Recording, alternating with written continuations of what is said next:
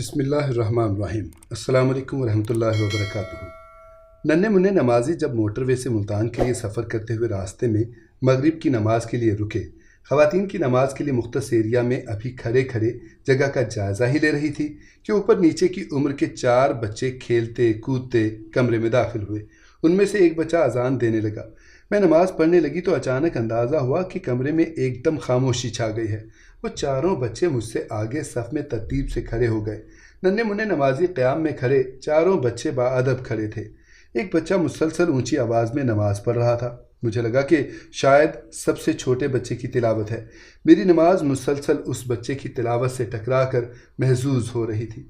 मैं सलाम फेर कर बैठ गई और बच्चों की नमाज ख़त्म होने का इंतज़ार करने लगी। जैसे ही बच्चों ने सलाम फेरा, मैंने मोहब्बत से उनको सलाम किया।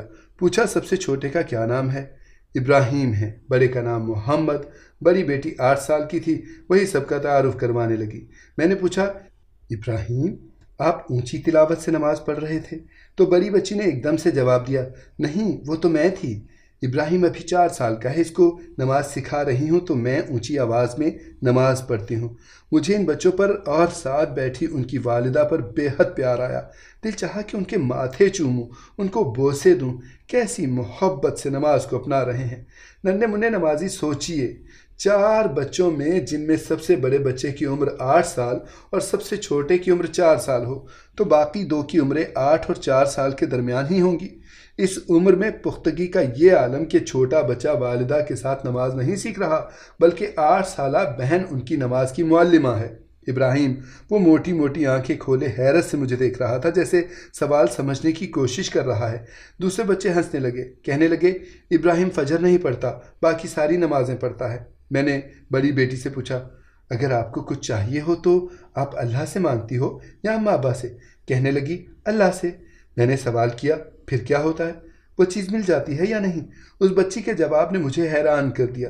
कहने लगी, नन्हे मुन्ने नमाजी, कभी मिल जाती है, कभी नहीं, मगर जब नहीं मिलती तो उससे बेहतर चीज़ मिल जाती है। एक 8 साला बच्ची से ये जवाब सुनकर मुझे लगा कि उसकी तफसील तो मालूम कर लूँ। कहने लगी, एक रोज़ मुझे आइसक्रीम खाने का दिल चाह रहा था। अब्बा ने आइसक्रीम तो नहीं खिलाई, मगर हमारे लिए स्ट्रॉबेरीज और केले ले आए। हमने फल भी खाए, मामा ने उनका शेक भी बना कर दिया। 2-3 दिन तक हम ये खाते रहे। सोचें, अगर आइसक्रीम बाबा ले आते तो लम्हों में ख़त्म हो जाती। नन्ही मुन्नी मासूमाना सोच ने अंदर की दुनिया को खुश कर दिया। बुरक़े में मलबूस वालिदा को मुबारक दी कि बच्चों को इस उम्र में नमाज की ऐसी दिल लगी और शौक़ पैदा कर रही हैं कि सफ़र में जबकि हम भले चंगे भी नमाज क़ज़ा कर लेते हैं, लाहौर के ये नन्हे मुसाफिर क़याम गाह पर नमाज क़स्र अदा कर रहे हैं। अल्लाहु अकबर। आज दिल खुश हो गया। सऊदी अरब की यादें ताज़ा हो गईं कि अजान हो जाए तो पार्क से खेलते कूदते बच्चे नमाज की जमात के लिए खड़े होते हैं। बाज़ार बंद हो जाते हैं, काम रुक जाते हैं। जागती आँखों और होश और हवास के साथ कोई नमाज को क़ज़ा करने का सोच ही नहीं सकता। सलाम है उन माओं को जो अपने बच्चों को नमाज की रग़बत दिलाती हैं। ये बताती हैं कि ये मालिक का हुक्म है और दिन में 5 मरतबा उसके हुजूर हाज़िरी देना फ़र्ज़ है।